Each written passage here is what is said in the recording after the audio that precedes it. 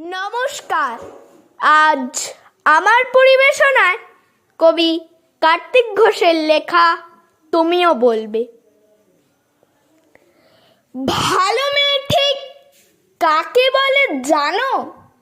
ভালো ছেলে মানে কি? তুমিও বলবে সহজ প্রশ্ন, মাপকাঠি একটি। যে মেয়ে পেয়েছে অঙ্কে 100, যে ছেলে ভূগোলে সেরা, তারাই তো ভালো, সবাই বলছে হীরের টুকরো এরা। কাগজে ওদের ছবি ছাপা হয়, টিভিতে দেখায় মুখ।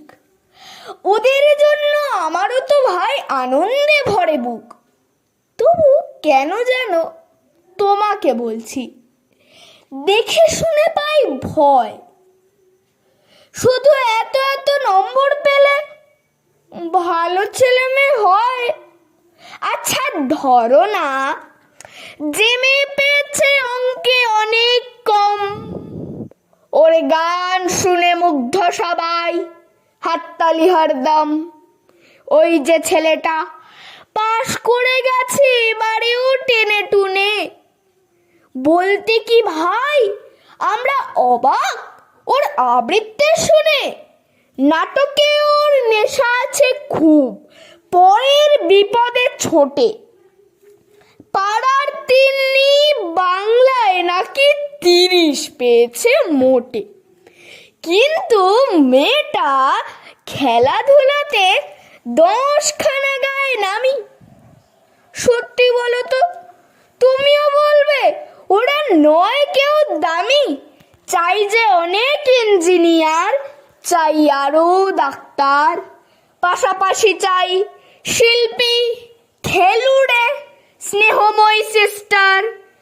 কম নম্বর পাওয়া ছেলেটাই কারিগর বলে আজ। দেশটা গড়তে ওরও হাতে দেখো কত দরকারি কাজ। পরের দুঃখে কাতর জেমে মুক্তি করেছে কালো। কম নম্বর পেয়েছে বলে কি বলবে না ওকে ভালো? অভাবের টানে কলেজে পড়েনি, ছোট দরমার বাড়ি, তবুও ছেলেটা বাবা মাকে দেখে, ভাড়াতে চালায় গাড়ি। তাই বলছে কি শুধু নম্বরে হয় নাকি মাপকাঠি? ভালো ছেলে মেয়ে বলতে কি ভাই, মানুষ চাইছি খাঁটি।